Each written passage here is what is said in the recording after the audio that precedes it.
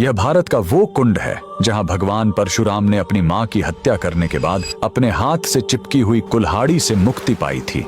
यह कहानी है महान ऋषि जमदग्नि और उनकी पत्नी पतिव्रता रेणुका की। कहते हैं रेणुका हर दिन नदी से कच्चे घड़े में पानी लाती थी और उनके सतीत्व के बल से वह घड़ा टूटता नहीं था। उनके 5 पुत्र थे जिनमें सबसे छोटे थे विष्णु अवतार परशुराम। एक दिन रेणुका ने नदी में कुछ गंधर्वों स्वर्ग के संगीतकार को जल क्रीड़ा करते देखा। उन्हें देखकर एक पल के लिए उनका मन मोह में पड़ गया और उसी क्षण उनके सतीत्व का बल टूटा और कच्चा घड़ा टूट गया। जब वो आश्रम लौटी तो ऋषि जमदग्नि ने अपने योग्य बल से जान लिया कि उनका मन भटक गया था। वो इतने क्रोधित हुए कि उन्होंने अपने पुत्रों को आज्ञा दी, अपनी मां का वध कर दो। जब चारों बड़े भाइयों ने मना कर दिया तो क्रोधित पिता ने उन्हें तुरंत पत्थर बन जाने का श्राप दे दिया। इसके बाद परशुराम ने पिता की आज्ञा को अपना धर्म समझा। उन्होंने भारी मन से अपनी कुल्हाड़ी उठाई और अपनी ही मां का सिर धड़ से अलग कर दिया। उनकी आज्ञाकारिता से प्रसन्न होकर जमदग्नि ने वरदान मांगने को कहा। परशुराम ने तुरंत अपनी मां को फिर से जीवित करने और साथ ही पत्थर बन चुके अपने चारों भाइयों को भी मुक्त करने का वर मांग लिया। सब फिर से जीवित हो गए, मानो कुछ हुआ ही ना हो। लेकिन कहानी यहीं खत्म नहीं हुई।